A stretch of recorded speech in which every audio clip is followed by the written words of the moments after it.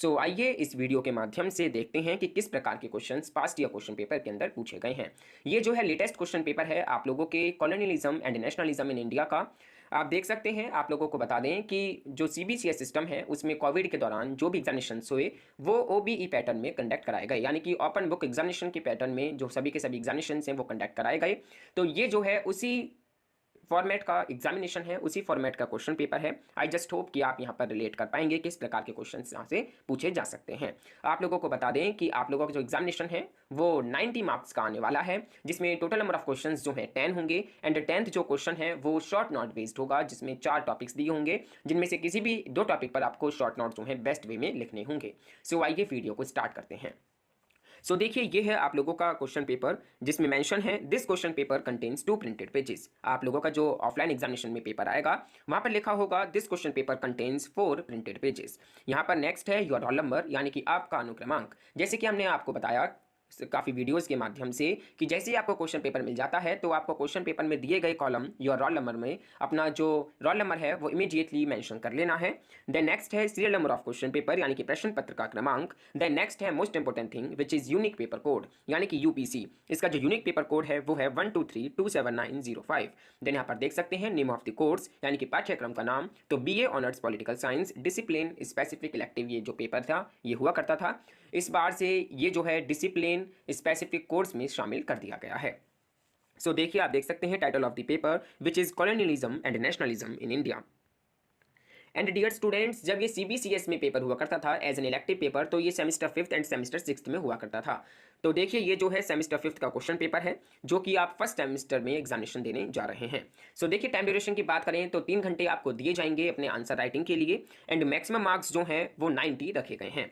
Note यहाँ पर दिया गया है आंसर्स में भी रिटर्न इधर इन इंग्लिश और हिंदी। आप जो है किसी भी एक मीडियम में आंसर्स को लिख सकते हैं, चाहे आप हिंदी मीडियम का यूज करें चाहे आप इंग्लिश मीडियम का यूज करें, लेकिन आपको थ्रू आउट द पेपर एक ही मीडियम में आंसर्स लिखने होंगे। अटेम्प्ट एनी 4 क्वेश्चन, जितने नंबर ऑफ क्वेश्चन यहाँ पर गिवन है उनमें से आपको एनी 4 क्वेश्चन अटेम्प्ट करने थे। लेकिन आप लोगों का जो इस बार पेपर आने वाला है उसमें टोटल नंबर ऑफ क्वेश्चन 10 होंगे, जिनमें से आपको एनी 5 क्वेश्चन जो है अटेम्प्ट करने होंगे। All question carry equal marks, सभी के सभी प्रश्नों के जो अंक हैं वो समान रखे गए हैं। आइए डियर स्टूडेंट्स देखते हैं किस वे में क्वेश्चंस को पूछा गया है। तो देखिए क्वेश्चन नंबर 1 है critically examine the Marxist and subaltern approaches to the study of nationalism in India. Bharat में राष्ट्र के अध्ययन के लिए मार्क्सवादी और निम्न वर्गीय या फिर उपाश्रित उपागमों का आलोचनात्मक परीक्षण कीजिए। आप लोगों को यहाँ पर मैं सजेस्ट करना चाहूँगा कि क्वेश्चन पेपर मिलते ही आपको एटलीस्ट 10 to 12 मिनट्स देने हैं अपने क्वेश्चन पेपर की रीडिंग के लिए। हर एक क्वेश्चन को एटलीस्ट 2 या 3 बार आपको पढ़ना है, समझना है इस कॉन्टेक्स्ट को कि किस वे में क्वेश्चन पूछा गया है, आपको उसका आंसर जो है किस वे में देना चाहिए। तो देखिए क्वेश्चन नंबर 1 में पूछा गया है कि आपको क्रिटिकली एग्जामिन करना है जो मार्क्सिस्ट एंड जो सबल्टर्न अप्रोचेस हैं to the study of nationalism in India, वो आपको यहाँ पर बेहतर तरीके से एक्सप्लेन करने हैं। देखिए अगर हम बात करें कि इसका किस वे में आप आंसर्स जो है लिख सकते हैं। देखिए अगर हम बात करें, जैसे कि आप लोग जानते भी हैं कि जो colonialism and nationalism in India जो है ये एक हिस्ट्री का सब्जेक्ट है। एंड हिस्ट्री जो है काफ़ी ज़्यादा इंटरेस्टिंग सब्जेक्ट है, जो जिसमें हम स्टडी करते हैं किसी भी हिस्टोरिकल अकरेंस का, जो कि फील्ड होती है विद डिबेट्स एंड कॉन्ट्राडिक्शंस। तो देखिए the study of colonialism and nationalism in India has been done from 4 major different perspective. जैसे कि आप लोग जानते हैं कि हम जो colonialism and nationalism in India जो है उसको हम 4 डिफरेंट पर्सपेक्टिव से पढ़ते हैं, जिसमें है इंपीरियलिस्ट अप्रोच, दूसरा है मार्क्सिस्ट अप्रोच, तीसरा है nationalist approach and last one है सबल्टर्न अप्रोच। तो ये 4 डिफरेंट पर्सपेक्टिव हैं, ये जो व्यू पॉइंट्स हैं जिससे हम देखते हैं colonialism and nationalism in India को, इसमें से क्वेश्चन बेसिकली ये पूछा गया है, जिसमें आपको बेसिकली डिफाइन करना है कि क्या मार्क्सिस्ट एंड सबल्टर्न अप्रोचेस हैं to the study of nationalism in India. अगर हम इसको दूसरे वे में देखें कि किस वे में ये क्वेश्चन पूछा जा सकता है, देखिए ये पूछा जा सकता है इस वे में भी कि critically analyse the Marxist and subaltern historiography of Indian nationalism. जो भी मार्क्सिस्ट एंड सबल्टर्न हिस्टोग्राफी रही है इंडियन नेशनलिज्म में, वो आपको यहाँ पर क्रिटिकली एनालाइज करते हुए डिस्कस करनी है। अब देखिए आपके माइंड में ये सवाल आ रहा होगा कि आखिरकार हिस्टोग्राफी का क्या अर्थ है। देखिए हिस्टोग्राफी हम रेफर कर सकते हैं the study of historical writing और the act of writing history, या फिर आप कह सकते हैं हिस्टोग्राफी हम सिंपली डिफाइन कर सकते हैं as the history of history.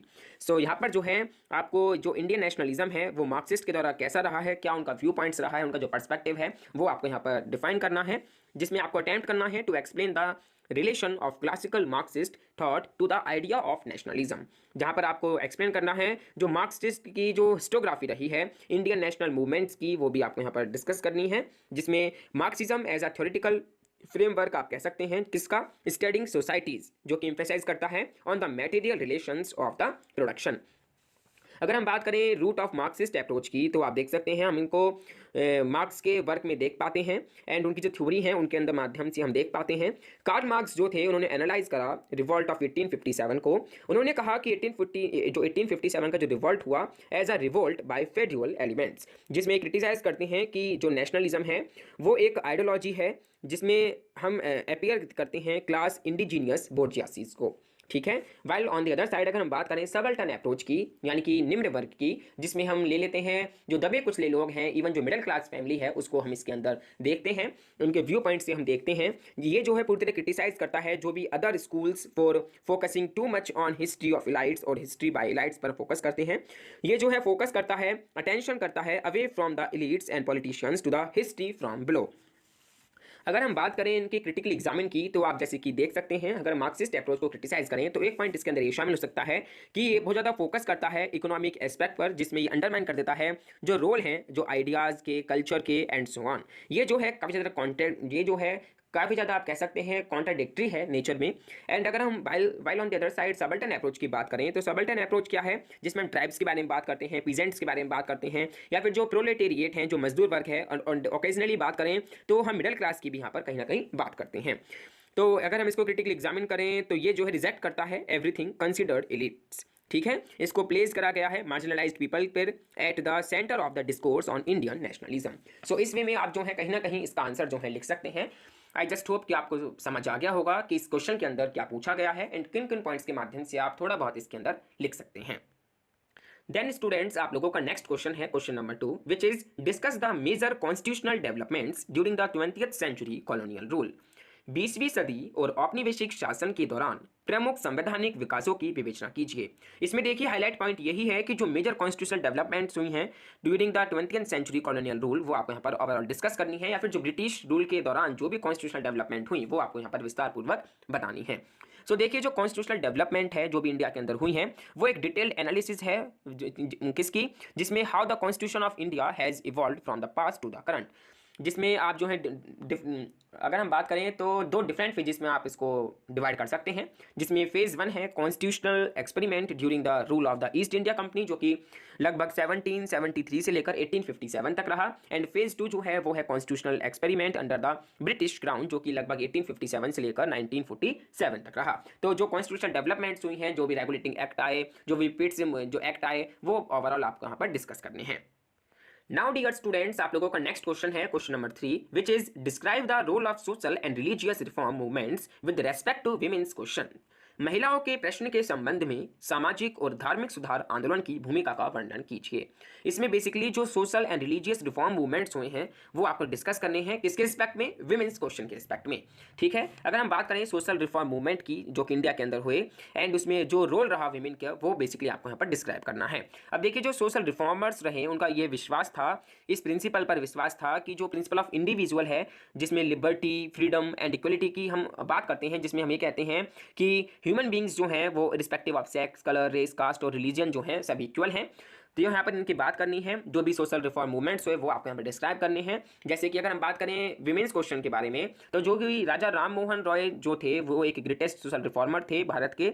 उन्होंने जो है कंसर्न करा about a number of evil customs planning the Indian society, जिसमें उन्होंने जो सती प्रथा थी उनके खिलाफ आवाज़ उठाई और उसको ख़त्म किया एंड काफ़ी अदर उन्होंने जो है डेवलपमेंट किए। वहीं अगर हम बात करें तो एक नेम आता है ईश्वर चंद्र विद्यासागर का, जो कि एक अनदर ग्रेट सोशल रिफॉर्मर रहे हैं, जिन्होंने जो कंडीशन थी विडोज़ की वो जो है लीगली उनको सुधारने का प्रयास किया एंड सो ऑन। सो आप इस वे में जो है इसको आंसर दे सकते हैं। ऑन दी अदर साइड अगर हम बात करें आप लोगों के नेक्स्ट क्वेश्चन की, जो कि है question number 4, which is critically examine the significance of the quit India movement in India's freedom struggle. How was the movement different from the non cooperation movement and the civil disobedience movement. Bharat के स्वतंत्रता संग्राम में भारत छोड़ो आंदोलन के महत्व का आलोचनात्मक वर्णन कीजिए। यह आंदोलन असहयोग आंदोलन और सविनय अवज्ञा आंदोलन से किस प्रकार भिन्न था। इसमें देखिए एक ही क्वेश्चन के अंदर डबल ट्रिपल क्वेश्चन पूछे गए हैं, जिसमें पहला है आपको ये बताना है कि आखिरकार क्विट इंडिया मूवमेंट जो है वो क्या था, उसका क्या इंपॉर्टेंस रहा, वो आपको क्रिटिकली एग्जामिन करते हुए यहाँ पर लिखना है। एंड ये जो मूवमेंट था ये किस प्रकार डिफरेंट था नॉन कॉपरेशन मूवमेंट से एंड जो सिविल डिसोबीडियंस मूवमेंट रहा उससे। तो ओवरऑल और यहाँ पर आपको क्रिटिकली एग्जामिन करते हुए सबसे पहले क्विट इंडिया मूवमेंट को डिस्क्राइब करना है, उसके बाद जो डिफरेंट पॉइंट्स हैं non cooperation movements and the civil disobedience movement की वो आपको डिस्क्राइब करने हैं। सो डियर स्टूडेंट्स, आप प्लीज कमेंट बॉक्स सेक्शन में ये कमेंट कर बताएं कि आखिरकार क्विट इंडिया मूवमेंट जो है उसकी शुरुआत जो है कब हुई। एंड क्विट इंडिया मूवमेंट को जो है हम बता दें, इसको हम इंडिया अगस्त मूवमेंट के नाम से भी जानते हैं या फिर अगस्त क्रांति के नाम से भी हम इसको जानते हैं। ये जो है ऑफिशियली लॉन्च हुआ था इंडियन नेशनल कांग्रेस के द्वारा, जो कि लीड कर रहे थे महात्मा गांधी। एंड ये इसके अंदर जो है क्विट इंडिया जो है भारत छोड़ो जो है इस प्रकार के स्लोगन का यूज़ किया गया। एंड इसमें फर्स्ट ऑफ ऑल जो महात्मा गांधी हैं उन्होंने डू और डाई का जो स्लोगन था वो दिया। तो आप प्लीज़ कमेंट बॉक्स सेक्शन में कमेंट करके बताएं कि क्विट इंडिया मूवमेंट की शुरुआत कब हुई, कब ये लॉन्च हुआ। अगर हम बात करें नॉन कॉपरेशन मूवमेंट की तो ये जो है सितंबर 4 1920 में इसकी स्टार्टिंग होती है एंड ये 4 फेब 1922 को ये खत्म हो जाता है। एंड अगर हम बात करें सिविल डिसोबीडियंस मूवमेंट की, जो भी गांधी के द्वारा जो है स्टार्ट किए गए, एंड ये जो है 12 मार्च 1930 को स्टार्ट किया गया। तो ओवरऑल इसमें ये आपको बताना है इसमें क्या डिफरेंसेस है, ये क्या इसका सिग्निफिकेंस है, क्या इसका इंपॉर्टेंस है, क्रिटिकली एग्जामिन करते हुए आपको इसका जरूर बताना है यहाँ पर आंसर। देन नेक्स्ट क्वेश्चन है question number 5, which is what were the factors responsible for the formation of Muslim league, discuss. Muslim league के गठन के लिए कौन से कारक उत्तरदायी थे, विवेचना कीजिए। अब देखिए आपने मुस्लिम लीग के बारे में आई जस्ट होप कि आपने पढ़ा होगा एंड बेहतर तरीके से आप जानते भी होंगे। एंड उसका आपको यहाँ पर बताना है किस प्रकार फॉर्मुलेट हुआ है वो, ठीक है, किस प्रकार उसके लिए फैक्टर रिस्पॉन्सिबल रहे फॉर्मेशन में, ये बेसिकली आपको डिस्क्राइब करना है। सो देखिए आप लोगों को बता दें कि on 30 December 1906 the all India Muslim league, जिसको हम जानते हैं मुस्लिम लीग के नाम से, वो जो है फाउंड करी गई ढाका के अंदर ब्रिटिश इंडिया में। जिसमें अगर हम बात करें तो AIML जो है वो एक फर्स्ट मुस्लिम पॉलिटिकल पार्टी थी इंडिया की, जिसमें मोहम्मद अली जिन्ना ने ज्वाइन करा 1913 में। अगर हम इसके एक प्रोमिनेंट फैक्टर्स के बारे में बात करें तो ये जो है प्रमोट करता था, जो फैक्टर्स इसके अंदर शामिल किए गए हैं वो इस प्रकार हैं कि इसमें ब्रिटिश प्लान, जिसमें policy of divide and rule की जो पॉलिसी अपनाई अंग्रेजों ने, उसका काफ़ी अहम रोल जिसके अंदर रहा है। लैक ऑफ एजुकेशन की इसके अंदर आप बात कर सकते हैं एंड इकोनॉमिक बैकवर्डनेस की भी आप इसके अंदर बात कर सकते हैं। तो काफ़ी मेजर फैक्टर्स हैं जो कि काफ़ी हेल्पफुल रहे मुस्लिम लीग की फॉर्मेशन में, वो आपको यहाँ पर डिस्कस करने हैं। The next है dear students, last question which is question number 6. Examine the reasons for the growth of major peasants and tribal movements in colonial India and explain the strategies they adopted. औपनिवेशिक भारत में प्रमुख किसानों और आदिवासी आंदोलन के विकास के कारणों का परीक्षण करें और उनके द्वारा अपनाई गई रणनीतियों की व्याख्या कीजिए। यहाँ पर आपको जो ट्राइबल मूवमेंट्स रहे हैं, जो मेजर पीजेंट मूवमेंट्स रहे हैं, वो आपको डिस्कस करने हैं। उनका जो उनका रीज़न जो है वो आपको यहाँ पर बताना है कि किस प्रकार वो ग्रो हुए हैं एंड सो ऑन, एंड उन्होंने कौन कौन सी स्ट्रेटजीज जो हैं अडॉप्ट की एंड सो ऑन, ये बेसिकली आपको यहाँ पर डिस्कस करना है। सो ये है आप लोगों का पास्ट ईयर क्वेश्चन पेपर, आप लोगों के DSC paper 1 which is colonialism and nationalism in India. I just hope कि आपको यहाँ पर क्लियर हो गया होगा किस वे में क्वेश्चन को पूछा गया है। OB फॉर्मेट में टोटल नंबर ऑफ क्वेश्चन जो है वो 6 हुआ करते थे, जिसमें से एनी 4 क्वेश्चन आपको अटेम्प्ट करने होते थे। लेकिन जो आपका एग्जामिनेशन इस बार ऑफलाइन होने जा रहा है इन द UGCF मोड, उसमें टोटल नंबर ऑफ क्वेश्चंस जो है 10 होने वाले हैं। 10th नंबर ऑफ क्वेश्चंस जो है अगेन आपको बता दें कि वो शॉर्ट नॉट बेस्ड होने वाला है एंड जिसमें से आपको एनी 5 क्वेश्चंस को अटेम्प्ट करना होगा।